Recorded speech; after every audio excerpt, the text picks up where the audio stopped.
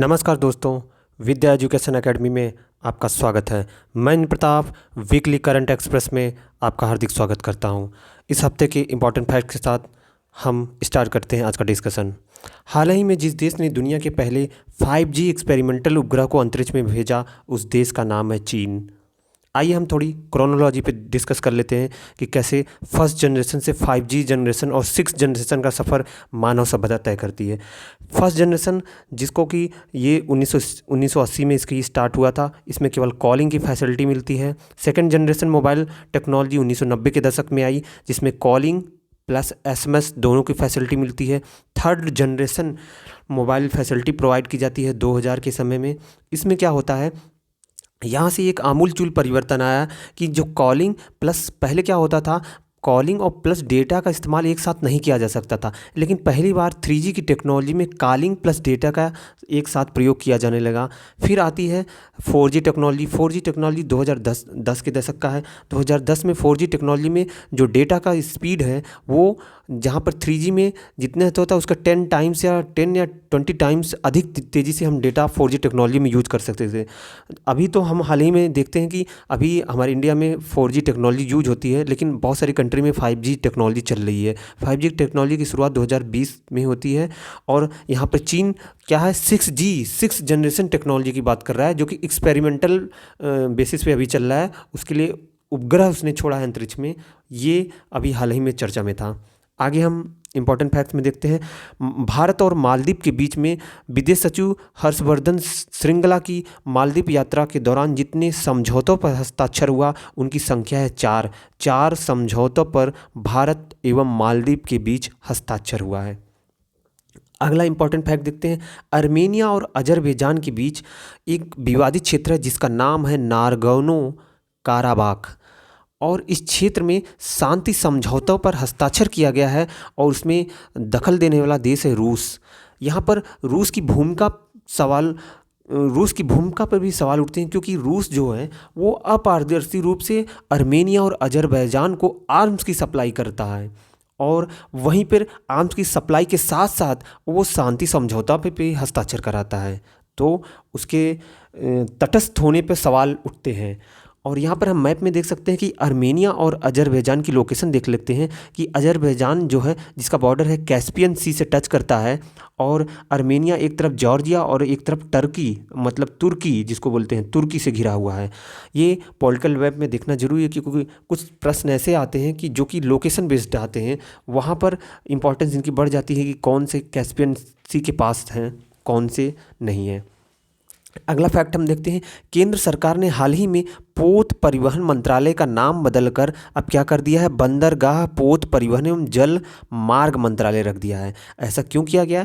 क्योंकि मंत्रालय के नाम में अस्पष्टता नहीं थी, इसलिए ऐसा किया गया है। जैसे कि हाल ही में मानव संसाधन विकास मंत्रालय का नाम क्या रख दिया गया है, शिक्षा मंत्रालय कर दिया गया है, कि अस्पष्टता रहे। जिस मंत्रालय का जो काम है उन चीज़ों के लिए वो स्पष्ट रूप से प्रतिबद्ध रहे। आगे हम चलते हैं, देखते हैं हाल ही में जिस राज्य के दक्षिणी भाग यांग में केसर के पौधों में पुष्पों का विकास प्रारंभ किया गया है, वह राज्य है सिक्किम। यहाँ पर सिक्किम के सेंट्रल यूनिवर्सिटी के साइंटिस्टों ने ये देखा कि जम्मू कश्मीर में पाए जाने वाला जो केसर होता है, जिसकी ज़मीन की pH यहाँ पे पाए जाने वाले यांग क्षेत्र में जो मिट्टी की मृदा की pH है वो उसके बराबर है। और यहाँ पर सैफरान, जिसको केसर को सैफरान बोला जाता है या क्रॉकस फ्लावर बोला जाता है, यहाँ पर इसका कल्टीवेशन आसानी से किया जा सकता है। ये हाल ही में चर्चा में था। और एक और फैक्ट इसी के साथ हम देख लेते हैं। पंपोर क्षेत्र ये जम्मू कश्मीर में पाया जाता है और इसे केसर के कटोरे के क्षेत्र के रूप में जाना जाता है। ये एडिशनल फैक्ट है, इसको नोट करते जाइएगा। नेक्स्ट फैक्ट है, वह राज्य जिसने वाहनों से होने वाले प्रदूषण को कम करने के लिए रेड लाइट ऑन गाड़ी अभियान 30 नवंबर तक बढ़ा दिया है। हम जानते हैं कि दिल्ली NCR का जो क्षेत्र है एक तरफ हरियाणा से घिरा हुआ है, एक तरफ राजस्थान से घिरा हुआ, एक तरफ यूपी से घिरा हुआ है। यहाँ पर नवंबर और दिसंबर के महीने में क्या होता है, एयर क्वालिटी इंडेक्स बहुत ही ख़राब हो जाता है। उसका कारण क्या होता है, हरियाणा, राजस्थान और यूपी में पराली जलाई जाती है जिससे कि धुआं उत्पन्न होता है। और नवंबर और दिसंबर में जो शीत ऋतु का आगमन होता है उससे क्लाइमेटिक चेंज भी होता है और हम जानते हैं कि नवंबर में लगभग दिवाली पड़ती है। दिवाली में पटाखे का भरपूर प्रयोग होता है, जिससे भी एयर क्वालिटी इंडेक्स ख़राब हो जाती है। और प्लस दिल्ली एक मेट्रो शहर है जहाँ पर फोर व्हीलर्स की अधिक मात्रा होने के कारण पॉल्यूशन है, फैक्ट्रियाँ बहुत हैं जिससे कि धुएँ वगैरह निकलते हैं। उससे पॉल्यूशन के कारण भी ये एयर क्वालिटी इंडेक्स ख़राब हो जाती है, एयर क्वालिटी इंडेक्स ख़राब हो जाता है। अगला पॉइंट है, हाल ही में जिस देश के प्रिंस खलीफा बिन सलमान अल खलीफा का 84 वर्ष की उम्र में निधन हुआ वो बहरीन के थे। यहाँ पर हम ये पिक्चर में देखते हैं, ये जेंटलमैन जो दिख रहे हैं आपको, ये बहरीन के प्रेसिडेंट थे और ये दुनिया के एकमात्र ऐसे व्यक्ति हैं जो कि इतने लॉन्ग टाइम तक किसी कंट्री के लिए सर्व करते हैं। अगर इनका हम पीरियड देखें तो ये 1970 से लेके 2020 तक ये किसी अपनी कंट्री के लिए सर्व करते हैं। और ये इनकी डेथ हुई थी 11 नवंबर 2020, तब तक ये उसके प्रेसिडेंट थे। तो यहाँ पर देखिए 70 से 20 तक ये अपनी कंट्री के लिए सर्व करते हैं। अगला पॉइंट है, विश्व निमोनिया दिवस जो मनाया जाता है 20 नवंबर को। अगला इंपॉर्टेंट फैक्ट, भारत के जिस प्रसिद्ध लेखक को हाल ही में Tata literature life time achievement award से नवाजा गया है वो है मिस्टर रस्किन बॉन्ड। ये जेंटलमैन आपको जो दिख रहे हैं वो मिस्टर रस्किन बॉन्ड है और इनकी कई फेमस बुक्स हैं, जिसमें से कुछ किताबों के नाम मैं लेके आया हूँ। द ब्लू अम्ब्रेला इंपॉर्टेंट है, दिल्ली इज़ नॉट फार, और नेक्स्ट बुक है the room on the roof, and fourth है ए हैंडफुल ऑफ नट्स। ये 4 पुस्तकें इनकी इंपॉर्टेंट है, ये आपको पता रहना चाहिए। अगला फैक्ट है, वह देश जिसके अग्रणी विश्वविद्यालय ने संयुक्त रूप से IIT गुवाहाटी के साथ जल केंद्र शुरू किया है वह कंट्री है ऑस्ट्रेलिया। अगला फैक्ट देखते हैं हम, जिस अंतर्राष्ट्रीय संगठन ने एक खाद्य संगठन शुरू किया है वो है FAO। इसका हेडक्वार्टर जो है वो रोम है। रोम मीन्स इटली में, इसका हेडक्वार्टर इटली में है। मुंबई इंडियंस ने जितनी बार IPL ट्रॉफी जीती है उनकी संख्या 5th है। अभी हम जानते हैं हाल ही में IPL के मैचेस चल रहे थे और मुंबई इंडियन एक बार फिर से एक विजेता बन के रूप में उभरा और यह 5वीं बार ऐसा है कि जब उसने IPL को जीता है, IPL की ट्रॉफी को।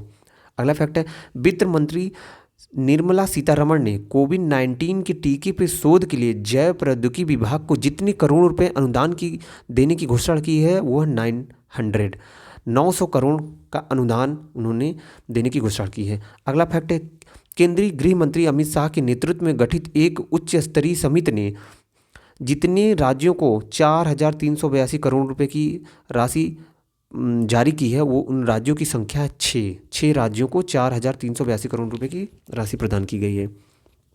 अगला फैक्ट है, वर्ष 2021 के लिए मूडीज जो कि एक क्रेडिट रेटिंग एजेंसी है, भारत की GDP को अनुमानतः कितना बता रही है, 8.6%। और ये मूडीज जो क्रेडिट रेटिंग, इसका हेडक्वार्टर जो है ये न्यूयॉर्क में है, न्यूयॉर्क USA में है। और हम एक चीज़ ये देखते हैं कि अगर ग्लोबल स्तर पर देखें तो सबसे 3 महत्वपूर्ण क्रेडिट रेटिंग एजेंसीज हैं। पहला मूडीज है, दूसरा S&P, ये भी USA में स्थित है, और थर्ड है फिच ग्रुप, और ये USA और लंदन दोनों में है स्थित है। अगला इंपॉर्टेंट फैक्ट, जिस राज्य ने सरना संहिता पर एक प्रस्ताव पारित किया है वह राज्य है झारखंड। अब हम आइए देखिए सरना संहिता के बारे में देख लेते हैं। सरना संहिता जो है ये आदिवासियों को एक धर्म के रूप में उभरा है और आदिवासियों का ये मानना होता है कि इस संहिता या इस सरना संहिता या सरना धर्म को मानने वाले ये मानते हैं कि वो केवल प्रकृति की प्रार्थना पे बिलीव करते हैं, जंगल, जमीन और वन की रक्षा की बात करते हैं। हम 2011 में ये देखा गया था कि लगभग 50 लाख आदिवासी पूरे भारत के, उन्होंने अपने धर्म को सरना धर्म माना था और हाल ही में ये झारखंड में बहुत चर्चा का विषय बना हुआ है, तो इसलिए इम्पॉर्टेंट इसके बारे में जानना। अगला इम्पॉर्टेंट फैक्ट है केंद्र सरकार ने पूर्वोत्तर और हिमालयी राज्यों से फलों और सब्जियों की हवाई परिवहन के लिए जितना अनुदान प्रदान करने की घोषणा की है वह 50% है। वह देश जिसने सेवानिवृत्त सैन्य कर्मियों को सहायता प्रदान करने के लिए एक नया कानून अपनाया है वो है चीन। अगला फैक्ट है वित्त मंत्रालय की तरफ से सभी बैंक खातों को जिस तारीख तक आधार कार्ड से जोड़ने का निर्देश दिया गया है वह 31 मार्च 2021। अगला फैक्ट, हाल ही में जिस देश के खोजकर्ता ने ग्रेट बैरियर रीफ में 500 मीटर लंबी प्रवाल भित्ति की खोज की है वह है ऑस्ट्रेलिया। हमको ये पता है कि ऑस्ट्रेलिया में, ये देखिए ये पिक्चर जो आपको दिख रही है ये ग्रेट बैरियर रीफ है, ऑस्ट्रेलिया की ग्रेट बैरियर रीफ। ये लगभग 1900 इंडिविजुअल रीफ से मिलकर बना हुआ है और इसकी लंबाई अगर की बात करें तो ये 2300 किलोमीटर लंबा है कोरल रीफ। और ये 1981 में वर्ल्ड हेरिटेज साइट में शामिल हुआ था। इसके बारे में जानना जरूरी है। अगला फैक्ट है, जिसे हॉकी इंडिया के अध्यक्ष के रूप में निर्विरोध चुना गया है वो ज्ञानेंद्रो निगोबम है। अगला फैक्ट है, हाल ही में जिस देश के क्रिकेट बोर्ड ने पहली बार महिला निदेशक की नियुक्ति की है वह देश है पाकिस्तान। अगला फैक्ट, हाल ही में जिस टीम ने IPL 2020 का खिताब जीता है, अभी पिछले पॉइंट में हमने चर्चा किया, वो है मुंबई इंडियंस। चौथी बार ये जीता, पांचवी बार। अगला फैक्ट है, हारून इंडिया द्वारा जारी एक रिपोर्ट के अनुसार जो देश के सबसे बड़े दानवीर हैं जिन्होंने वर्ष 2019-20 में 7,904 करोड़ रुपए दान किए हैं वो है अजीज प्रेम जी। इनका पूरा नाम है अजीज हासिम प्रेम जी। और ये पिक्चर में जो जेंटलमैन दिख रहे हैं ये हैं अजीज प्रेम जी और ये हैं विप्रो के संस्थापक हैं। और यह एक बहुत बड़े दानवीर हैं। वो शिक्षा के लिए, सामाजिक हितों के लिए इन्होंने कई बार दान दिया है। अगला फैक्ट है, राष्ट्रीय शिक्षा दिवस 11 नवंबर को मनाया जाता है और मौलाना अब्दुल कलाम के स्मृति पे के उनके जन्मदिन पर ये मनाया जाता है। अगला फैक्ट है, पाकिस्तान क्रिकेट बोर्ड ने आगामी दौरे से पहले सभी फॉर्मेट की कप्तानी जिसे दी है वो है बाबर आजम। हाल ही में जिस देश में भारत के सबसे लंबे सिंगल लेन मोटरवेल सस्पेंशन ब्रिज का उद्घाटन किया गया है वह राज्य है उत्तराखंड। यहाँ पर ये जो ब्रिज दिख रहा है आपको ये है सिंगल लेन मोटरवेल सस्पेंशन ब्रिज। ये उत्तराखंड में है और ये लगभग 725 मीटर लंबा है। ये 14 साल से इसका निर्माण कार्य चल रहा था और ये टिहरी लेक पे है। ये टिहरी लेक पे है, ठीक है। अगला फैक्ट है, राष्ट्रीय विधिक सेवा दिवस है, यह 9 नवंबर को मनाया जाता है। अगला फैक्ट है, हाल ही में जिस देश ने H1N2 वायरस से संक्रमित मानव के पहले मामले की सूचना दी जो कि स्वाइन फ्लू का एक दुर्लभ लक्षण है वह है कंट्री है कनाडा। जिस राज्य ने मछुआरों की बेहतर आजीविका के लिए परिवर्तनम योजना प्रारंभ किया है वह राज्य है केरल। हाल ही में जिस टीम ने महिला T20 चैलेंज 2020 का खिताब पहली बार जीत लिया है वह है ट्रेल ब्लेजर्स। दिल्ली एवं दिल्ली संघ के कोषाध्यक्ष जिसे चुना गया है वह है शशि खन्ना, मिस्टर शशि खन्ना। अगला फैक्ट है, हाल ही में भारत ने राज्य प्रायोजित आतंकवाद की सूची से जिस देश को हटाने का स्वागत किया है वह है सूडान। यहाँ पर हम सूडान की लोकेशन मैप में देखते हैं। एक तरफ इजिप्ट है, इजिप्ट से घिरा हुआ लीबिया है, चाड है और केनिया और इथोपिया है। इसके बीच में ये सूडान है, ठीक है। ये सूडान जो है, यहाँ पर देखते हैं अफ्रीकी देशों की अगर ह्यूमन डेवलपमेंट इंडेक्स देखा जाए वो भी नहीं अच्छा है, शिक्षा का स्तर देखा जाए वो भी नहीं ठीक है, ठीक। और यहाँ पर गरीबी बहुत ज़्यादा है। ये अल्प विकसित देशों में शामिल है। ये तमाम प्राकृतिक एवं सामाजिक एवं गृह युद्धों से ये जूझ रहे हैं। ये कंट्री अभी कह सकते हैं कि इसमें यहाँ पे इन कंट्री में ग्रोथ की अपॉर्चुनिटी तो अपार है पर अभी बहुत ही संघर्ष करके अफ्रीका को आगे बढ़ना है और जो है विकसित देशों के मुकाबले अभी यहाँ की स्थिति बहुत ख़राब है। विश्व विज्ञान दिवस जिस दिन मनाया जाता है 10 नवंबर को और 2001 में यूनेस्को ने घोषित किया था और 10 नवंबर 2002 में पहली बार मनाया गया। शांति और विकास के लिए विज्ञान दिवस मनाया जाता है। अगला फैक्ट है, रिलायंस इंडस्ट्रीज लिमिटेड RIL ने 5 नवंबर 2020 को यह घोषणा की कि वह सार्वजनिक निवेश कोष रिलायंस रिटेल वेंचर लिमिटेड में 9,555 करोड़ रुपए की राशि निवेश करेगा। 9,555 करोड़ की। बांग्लादेश ने 3 करोड़ कोविड-19 वैक्सीन खुराक के लिए जिस भारतीय संस्थान के साथ एक समझौता ज्ञापन हस्ताक्षर किया उसका नाम है सीरम इंस्टीट्यूट ऑफ इंडिया। अगला फैक्ट, जिन्हें 2020-23 के लिए IPU इंटर पार्लियामेंट्री यूनियन का नया अध्यक्ष चुना गया है पुर्तगाल के सांसद डियाल्टो पेचको हैं। अगला फैक्ट है, फेसबुक ने बिना किसी पूर्व सूचना के अपने मंच से जिस फेडरेशन का आधिकारिक पेज डिलीट कर दिया है वह इंटरनेशनल शूटिंग स्पोर्ट्स फेडरेशन। देखिए बच्चों, ये इसलिए न्यूज़ में आ गया क्योंकि फेसबुक जो है कि एक पब्लिक डोमेन साइट है। तो यहाँ पर क्या होता है कि बहुत सारे पेज प्रमोशन के लिए बहुत सारे जो संस्थान हैं वो अपने पेज बनाए रहते हैं। तो बिना आधिकारिक सूचना के ये पेज डिलीट करना, वो भी किसी ऐसे मतलब संस्थान देना, वर्ल्ड लेवल की संस्थान द्वारा, तो ये एक हिसाब से अधिकारों का हनन की बात हो जाती है, इसलिए ये न्यूज़ में आया है। और यहाँ पर राइट टू प्राइवेसी के भी इशू हो जाता है। राइट टू प्राइवेसी का भी इशू है कि बिना किसी की पूर्व सूचना के आप उसकी निजी जानकारी को हटा देना या फिर लगा देना, ये भी एक गलत है। तो इसलिए ये चर्चा में था। Earth observation satellite EOS-01 mission की शुरुआत के लिए उल्टी गिनती 6 नवंबर 2020 को भारत के जिस स्पेस सेंटर से शुरू किया वो श्री हरिकोटा के सतीश धवन स्पेस सेंटर से। EOS-01 उपग्रह जो जिस तारीख को 9 अंतर्राष्ट्रीय ग्राहक उपग्रहों के साथ लॉन्च वाहन PCLV C49 में लॉन्च किया गया 7 नवंबर 2020 को।